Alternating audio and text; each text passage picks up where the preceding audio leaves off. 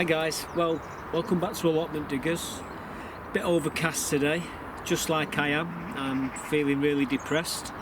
Car broke down yesterday on West 1. The starter motor went. I didn't have my phone with me. Luckily my daughter was with me. She had her phone. I managed to get my mate to come and get the car started with me. And it's in his garage at the moment, waiting for a new starter motor, but we can't do now for the next few days because he's so busy. So the car's there. Luckily I only live 100 yards away from the allotments, but the point is I bust one of my legs and it's very difficult to walk. I'm on my walking stick at the moment and I'm muffing and puffing. Obviously I suffer from aspergillosis and I'm a chronic asthmatic as well. So that 100-yard walk is like half a marathon for me without my car, so it's been absolutely horrendous. The things what I wanted to do I've had to put on hold at the moment.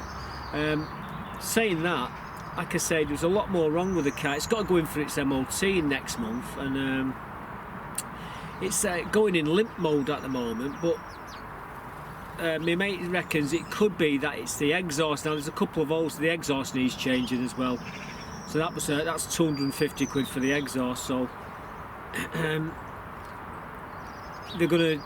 He told me the best thing to do is put it in for its MOT, see what it fails on, and then we can fix everything that fails. And there you go. Says he can't do any better than that. So that's what he's going to do.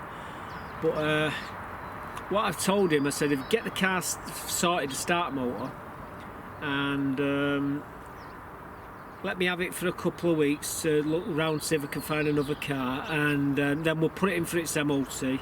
If it fails, if you can't do, if it's too expensive to repair it, then I'll just buy a new car. So yeah, so I'm in the land of Earth at the moment without a car.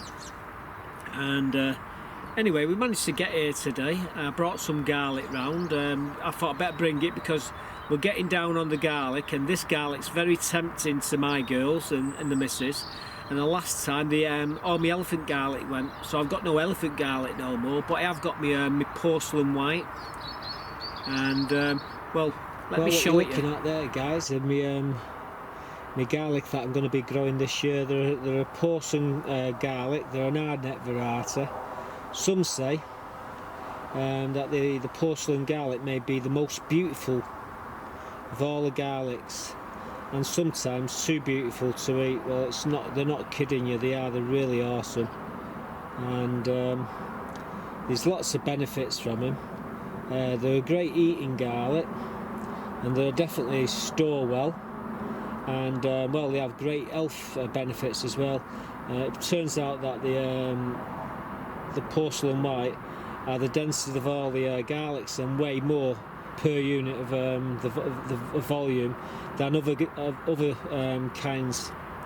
And apparently the scientists say that it makes for a superior medical garlic as well, especially the otter ones. Basically there are a lot of reasons why you want to grow your own garlic, but this particular variety is because it's a not strong garlic, and well, that's why I'm growing it. And the fact that this garlic grows a lot faster and a lot better than all the other garlics, it's absolutely awesome. It doesn't take very long for it to germinate neither. But yeah, that's the garlic we're going to be growing this year, guys, and well, I'll be sorting a bed out very shortly for it. And this stuff here is probably the expensive of all the garlic, really, but you know, we're definitely going to get this in soon as possible because we want to harvest it earlier next year so we can get more stuff growing. That's the idea. So anyway, that's a quick look at the garlic. There's 20 there, and like I say, that's the sort of size you're looking at. I saved the best 20. So yeah, we'll be planting them very soon. So we'll be breaking that up into cloves and putting it into one of the beds very soon and getting it started. Same with the winter onions. I was going to buy the winter onions this morning, but no car, so I can't get the winter onions. So I can't do that until earliest is next week. So that's on hold. Yeah, so it's been one of them. But we have got a lot of clips to show you. We were cleaning the planters down the middle of the allotment, and that's the ones with the little Leo sunflowers. So got a couple of clips of me doing this here. Now I can tell you, it was tough work cleaning them planters out. I was on my hands and knees crawling underneath the trees at one stage. In fact, let me stop telling you about it. Let me show you. Have a look at this. This is what we're doing. All these planters, all these little Leo sunflowers need to be removed from here now. I need to clear them all out, and we've got to be careful because there's a load of spring bulbs in all these pots, and we don't want to disturb them too much. But obviously we'll be disturbing them, and once we cleared them all out, I'm going to put some topsoil on them as well, just to top them up to the top of the pots. It's amazing how much soil you lose out of these planters each year, but yeah, that's what we're going to do. So first things first, we're going to, like I say, we're just going to cut these to the ground, because these bulbs will come back next year. These are lilies, so you know, we just tidy them up, and that's what we're going to be doing for the next half hour. So let's get stuck in, eh?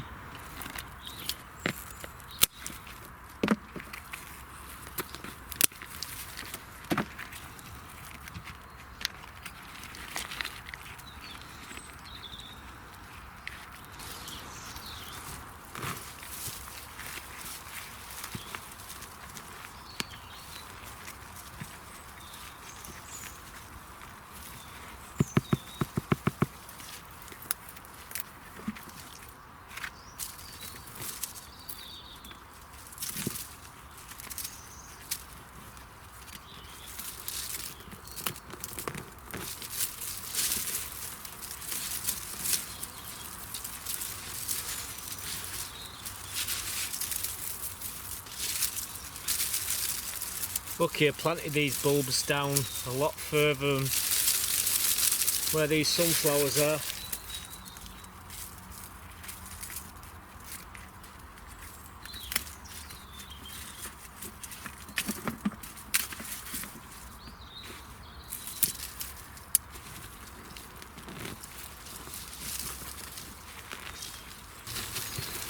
So there we go, tidy that up.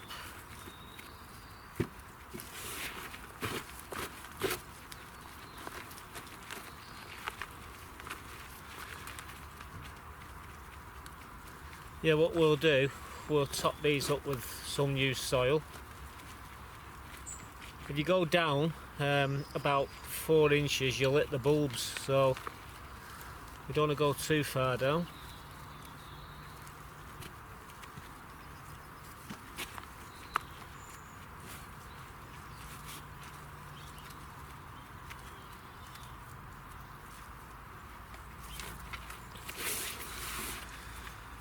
One down, 9 to go. Well guys, I've got to crawl underneath them trees there, and I've got to have at it in them planters, and well, you can't really get a camera in there, but you might see them disappear. That noise you can hear there's Mike from potting along. Don't know what he's doing, but yeah, what we're going to do, we're going to pull all them out now, but I'm going to have to get in from the other side. Well, I'm going to have to find me where it's sort of crawl in there. Oh, this is going to be fun. Before I get on my hands and knees and start doing all that, you may make sure the camera's on it. Right, here we go. Oh, bugger.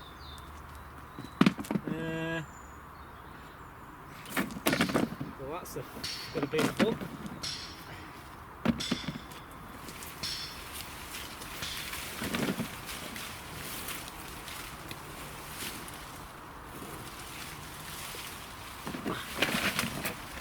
Bloody hell.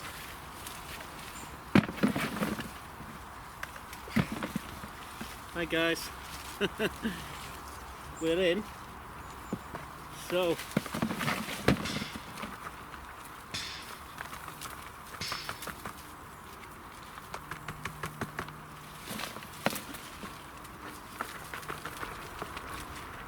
we take the root balls out, and gives all the other plants a better chance of growing.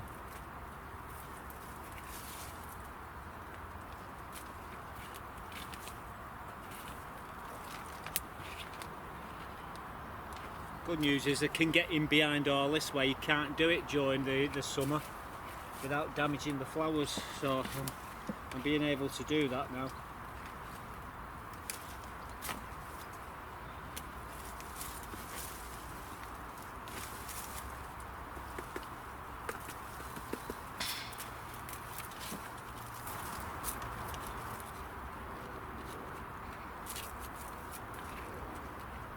Right, so I'm going to have to get in from the other side to do the others. It's a bit tight in here, so now to crawl back out, eh? Oof. Yeah, we'll be back in here to top these up.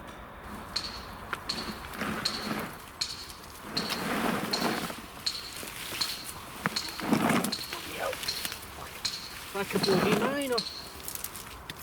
Hey. Oh dear.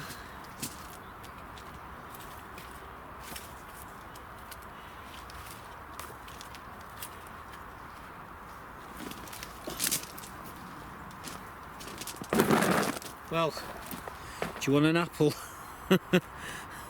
I disturbed them, just climbing up, going underneath. I'm just going to put them away. We'll be right back. We'll finish it off on the other side. We've done all these on this side, and I can tell you, this was the easy side. And when I say easy, it was a nightmare to do this. The other side, well, let me take you around. This is the other side, and I tell you, the last time I got down on my hands and knees, I was about 1 year old, and I tell you, it's not good for your soul. And I was underneath there, crawling around like a dog, and we managed to get them all out.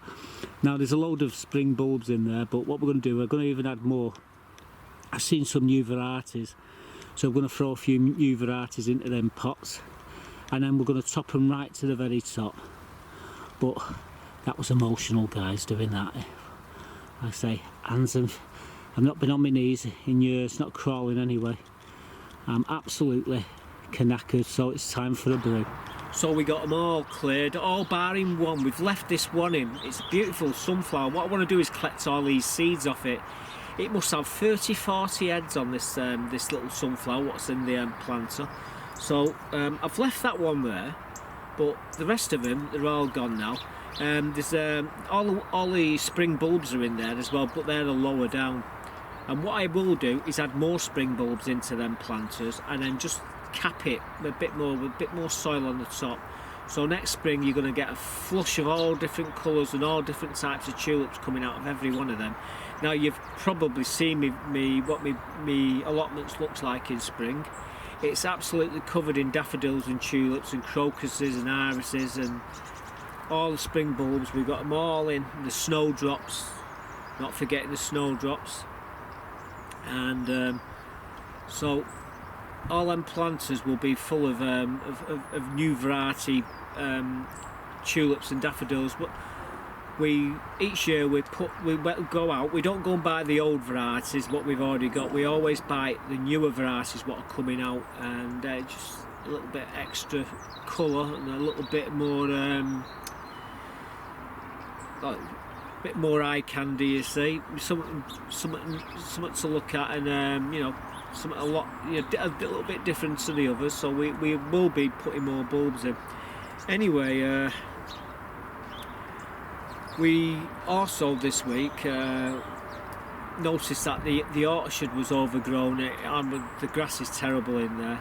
In fact, I'm going to show you a video now of me strimming it with my little eco strimmer, and we're going to level it all. and I'll show you the different varieties of fruit trees we've got in there. They're all heritage, by the way, so let me take you up there now and show you what we're doing earlier in the week. So this is the communal orchard, and I had a crack at strimming it earlier. Strimmed it all back up to about 2/3 of the orchard, and I'm going to have to come on again tomorrow with the strimmer, bring it from home, and we'll whack the rest down. Yeah, we run out of petrol. We got to here and then I run out of petrol, but you can see the difference there, how high it is. Look at that, absolutely horrible. But yeah, all this lot's all strimmed down. There's a lot of apples here and what have you fallen on the floor, unfortunately, but no one seems to want any. The only trouble is, to be quite honest with you, they couldn't actually get into the orchard to pick them. The grass was that big. I don't know what the hell this thing is here. It needs pulling out. It's bloody useless. Look at that. What the hell is it? Oh, it's got little tiny apples there. You can see a few apples on the floor there, but it's got no apples on it now. And they've sort of got they've got these metal bars holding the, well, they were, but the metal bars seem to be doing nothing at the moment. Anyway, this is a horse chestnut. Don't see no chestnuts on that. Lots of apples falling down there. They'll be alright for the hedgehogs. We see the hedgehogs rolling over here drunk. And these are all the espaliered round here. You can see the apples here. But this is where we've got to cut. We'll be doing this like tomorrow, so I'll come back and you'll see the end result in a bit. But yeah, that's where we got today. We're going through the gates into the orchard now, and as you can see, there's lots of apples on the floor. Just put my tripod down a second. But this was terrible. I mean, it was really bad. You couldn't walk in here. And yeah, as I was saying about these trees, these espaliered trees, we've actually got them against the fence here. This is damson, as you can see. Well, you can't really espalier that. This one's suffering. In fact, I would say it's almost dead. There's a few apples on it. You can see where we've tried to espalier it, but who knows, it might come back next year. This is another one. These have really suffered along this back wall here, and yeah, I think we've almost give up there. But this one, this is a plum. Apples here. Apples. These are all apple trees. I think that's a pear. I couldn't quite tell you the name of these apples because I haven't got the site map, which is over there. But as what we're coming to show you is actually what we've done here. We've strimmed it all flat, and we started yesterday late on and run out of petrol. Well, come on first thing this morning, and we strimmed all this part here. All them apples, you can make cider out of them, and we strimmed this here. So this has all been strimmed this today. That was done yesterday. These are chestnuts. These two trees here. Like I say, people come into the orchard and they can take as many apples. Well, they can take a few apples, just come and help themselves, and they do. Some nice apples, and there is to be had as well. This is a nice little apple tree, full of apples. Again, there's a lot on the floor there. The hedgehogs come and eat all these. You see hedgehogs in here munching on them. More apples here. Everywhere you look, there's apples. I think that's a cherry. So yeah, that's the orchard anyway. But as you say, we come in here yesterday and we strimmed it all. We levelled it. It was absolutely horrendous. It really was, as you just saw there, the clip. But look at it, it's looking pretty good now, and people can actually walk in and help themselves, as they have been doing. These trees was absolutely full of fruits. These will be full of nuts very shortly, so yeah, I might get some horse chestnuts from them. this year. But yeah, nice little orchard. There you go, one last look.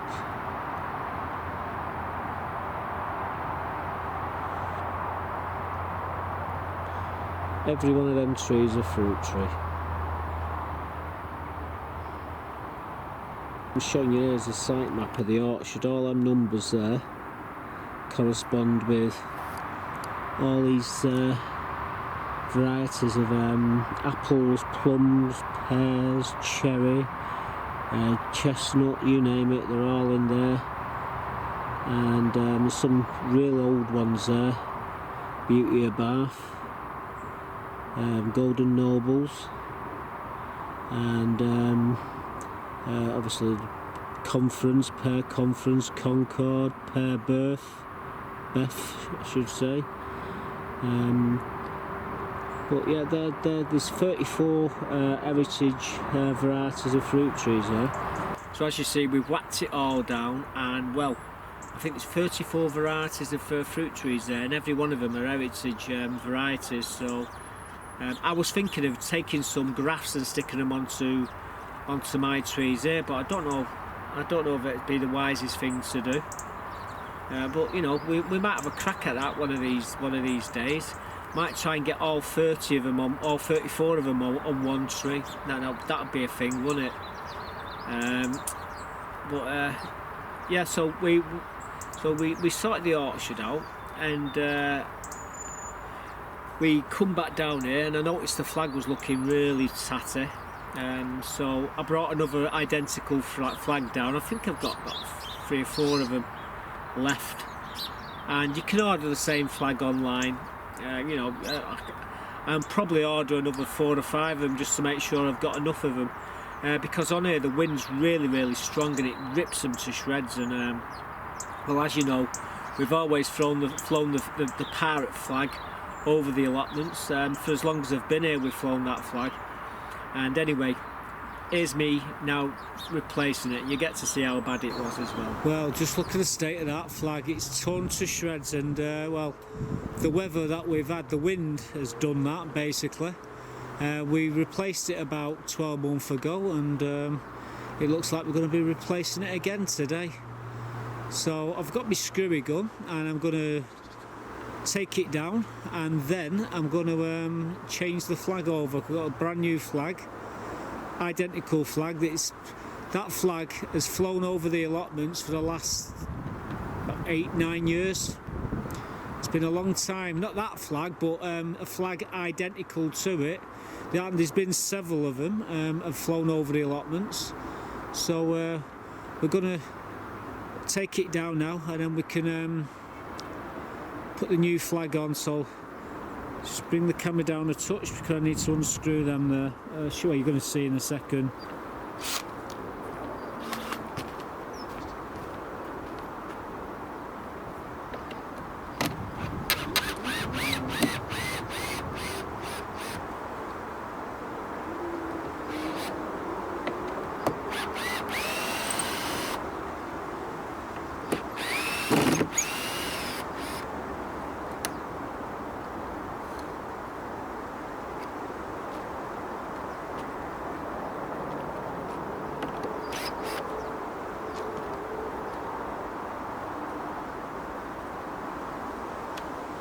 Screw them back in a bit, or we'll probably end up losing them.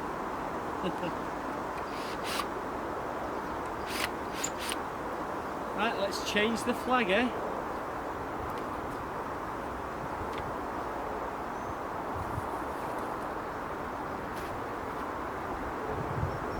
First things first, we need to cut these cable ties, because that's what is holding it up.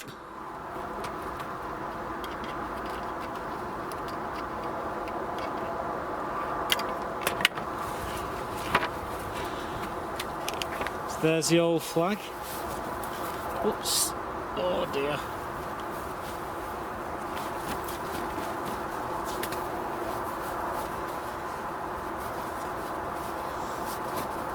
Just fold it up for the time being. Put it with all the other dead flags. Right, so here's the new flag here. So it's just a matter of a couple of cable ties and then we can get it back up.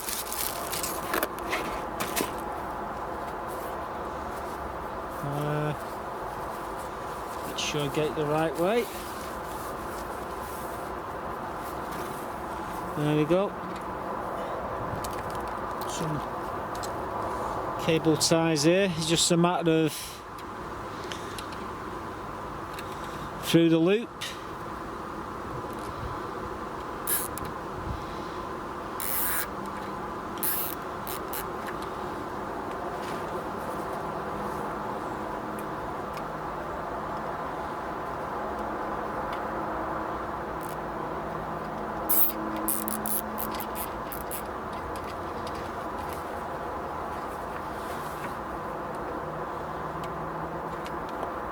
Some scissors somewhere, just cut the ends off.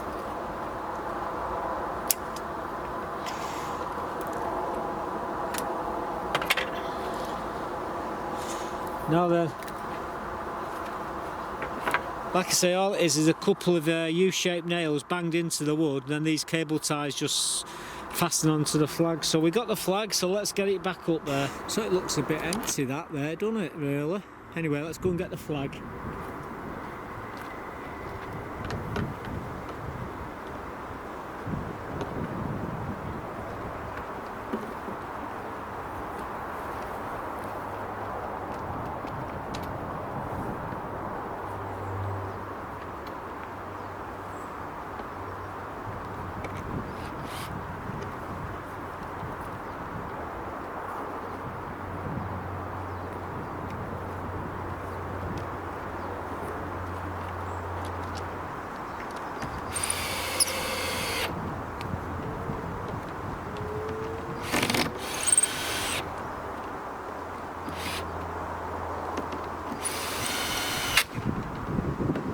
Hey!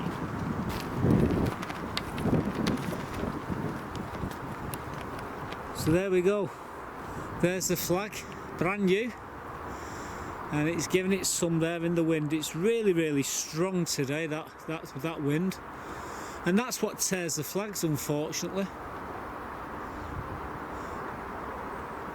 But yeah, it's up, and it's looking pretty good.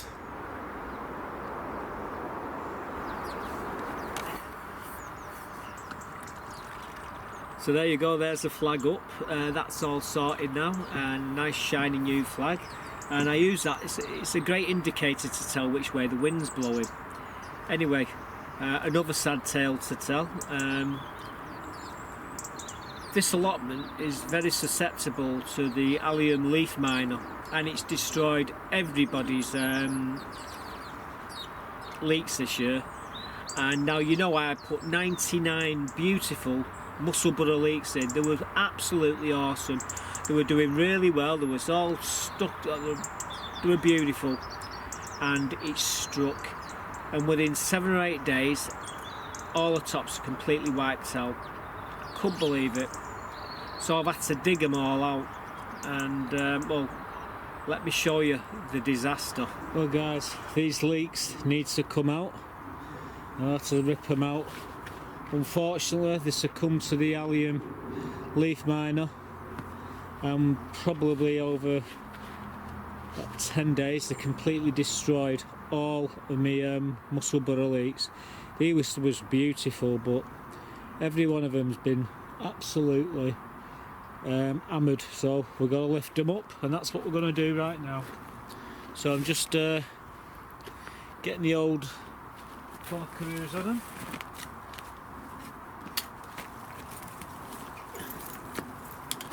Absolutely horrible.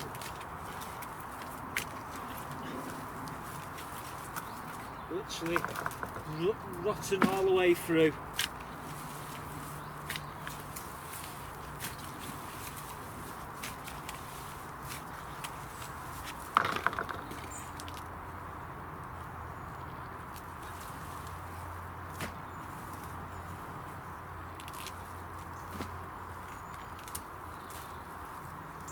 Alright down there, but the tops are just absolutely hammered. as you can see, absolutely full of the stuff. All the leaves completely smashed. The bottom part's okay, but you know, I'm not going to eat that, unfortunately. So that's what we're doing. We're putting them all into compost.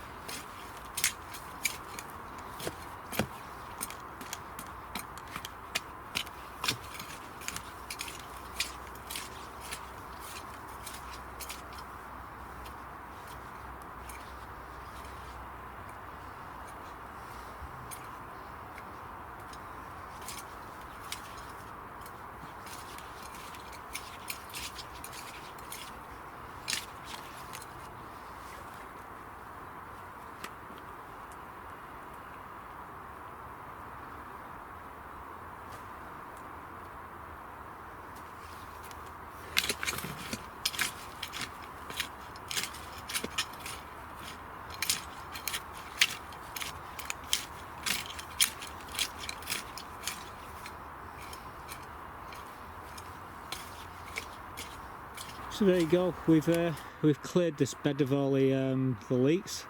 Unfortunately, every one of them been destroyed by the Allium leaf miner, and yeah, it's getting pretty bad that on here. It attacks a lot of. In fact, it attacks all the leeks on here at the moment on the allotments.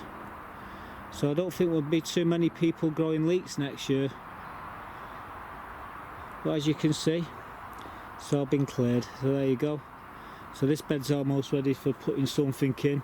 I might pile a load of lime in here and put some more brassicas in. We'll have to wait and see. So there you go. So we won't be sticking any onions or anything like that into that bed this year. I'm going to pile a load of lime in it and throw some lettuces in there, cabbages in there. Might even throw got them some collies there, what we just started. If they do okay, we'll throw them in there. And I think that'll be the way to go. The onions we'll stick in a different bed. I'm not going to do so many winter onions this year, but yeah, that's it really for this one. Like I say, I've got a trip and a half now to get home. Like I say, I live 100 yards away, but it's not how far I live. It's this right leg here, which is causing me a whole load of problems.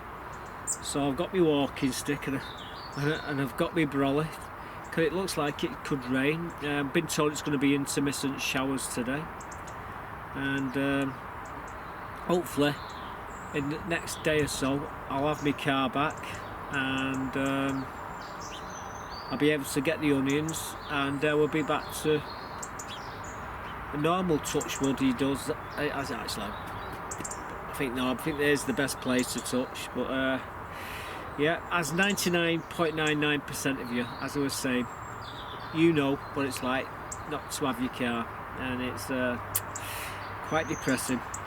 Yeah, so I'm going to finish this cup of coffee off, and then I'm going to head off. And see you all in the next one, guys. Thanks for watching. Goodbye for now.